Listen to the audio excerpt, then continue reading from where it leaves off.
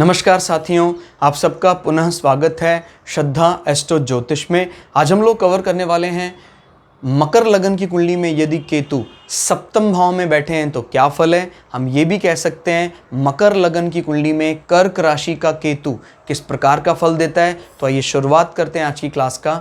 लग्न से गिनेंगे anti clockwise तो आएगा सातवां भाव, सप्तम भाव।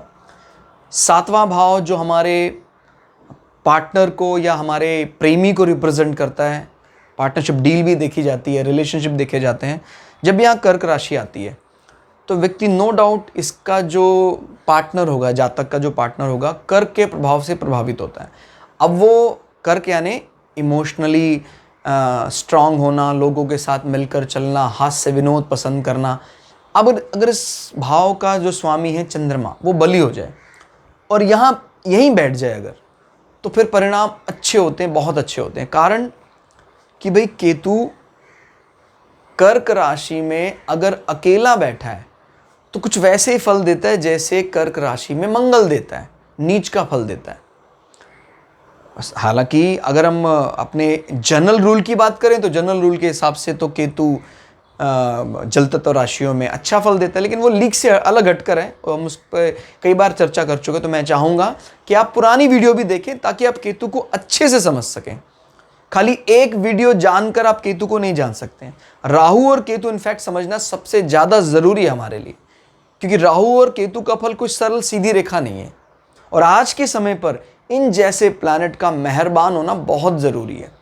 राहु, केतु, शनि, शुक्र, शायद सूर्य और बृहस्पति के मेहरबानी का सदुपयोग तो बेशक ना कर पाए आज के समय कलिकाल में, लेकिन अगर ये मेहरबान हो जाते हैं डार्क साइड के प्लैनेट तो निश्चित रूप से उच्चतम पद और उच्चतम सांसारिक भोग, सुख, सुविधाएं दिलाते हैं। ऐसी कामना प्राय सभी के मन में रहती है कि भाई मुझे इस प्रकार के नए नए आविष्कार, गैजेट्स जीवन में इसका उपयोग करना है। तो उसके लिए आपके ये वाला पक्ष भी मजबूत होना बेहद ज़रूरी है, डार्क साइड।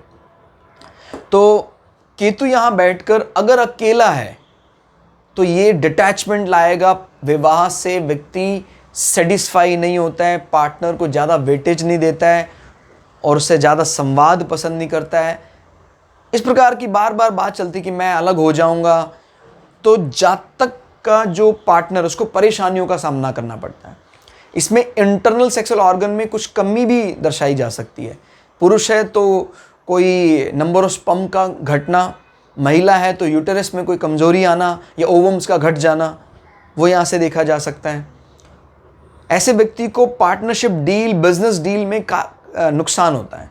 अगर वो कोई डील अकेले करता है किसी के साथ तो नुकसान होता है। हाँ, कलेक्टिवली अब हस्बैंड वाइफ दोनों मिलकर कोई डील ऐसी करते हैं तो फिर उसका भी होरोस्कोप देखना पड़ेगा कि सातवें भाव की क्या स्थिति बनी हुई है। फिलहाल ये स्थिति ज़्यादा अच्छी नहीं कही जा सकती जब तक लग्न से चंद्रमा केंद्र में ना आए या साथ ना बैठा हो। ठीक है, यहां से दृष्टियों की बात करते हैं। 1, 2, 3, 4, 5। केतु मैंने बताया सामान्यतः जल तत्व राशियों के लिए अच्छा फल देता है। तो केतु आपके आय के साधनों को तो बढ़ाएगा ही बढ़ाएगा। विवाह के बाद आपके इनकम सोर्सेज बढ़ेंगे, इसमें कोई दो राय नहीं है। और विवाह के बाद आपके मित्रों से भी नज़दीकियां आती हैं। चाचा ताऊ के साथ भी संबंध अच्छे रहेंगे। हालांकि संवाद उनसे कम ही रहेगा, लेकिन मित्रों की जब ज़रूरत है, चाचा ताऊ से जब मिलते हैं, पूरा प्रेम, पूरा स्नेह दिखाई देता है। क्योंकि वृश्चिक राशि जो सस्पेंस में रहने वाली राशि है, जो गुप्त रहने वाली राशि है, केतु जैसे प्लैनेट की दृष्टि अच्छी मानी जाती है वहां। तो प्राप्तियां कराने वाला है और उनसे संबंधित रिलेशनशिप को भी मजबूत करेगा। हमारे बड़े भाई, फैमिली के जो भी बड़े भाई हैं, चाचा ताऊ के बच्चे हैं, उनके साथ हमारे रिलेशनशिप अच्छे होंगे। हमारे दोस्तों के साथ रिलेशन अच्छे होंगे। कम संवाद होगा लेकिन हमारे संबंध अच्छे होंगे। ये कनेक्टिविटी को भी बताता है। आदमी के जो कनेक्टिविटी है उसका नेटवर्क बड़ा ज़बरदस्त होता है। क्लियर? यहाँ से आगे गिनते हैं 5, 6, 7। सातवीं दृष्टि को काउंट नहीं करना है। 8, 9। 9वीं दृष्टि से केतु आपके पराक्रम हाउस को देख रहे हैं। तो आदमी बिना कुछ बोले अपने इनिशिएटिव लेता है, अच्छे इनिशिएटिव। छोटे भाई बहनों के साथ भी संबंध अच्छे होते हैं। छोटी यात्राओं से फ़ायदा होता है।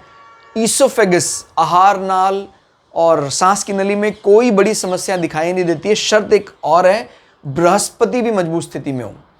अगर बृहस्पति कमजोर स्थिति में है तो फिर कहीं ना कहीं ईसोफेगस में दिक्कतें आ सकती हैं, आहार नाल में समस्या। अदरवाइज केतु की दृष्टि इंस्टेंटेनियस इफेक्ट को थर्ड हाउस के बली करती है।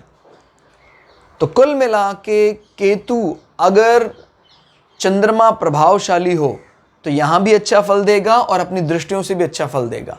लेकिन अगर केतु चंद्रमा केंद्र में नहीं आता है या स्वग्रही नहीं होता है तो फिर केतु इस हाउस को बिगाड़ देता है, पार्टनर से अलगाव की स्थिति पैदा करता है।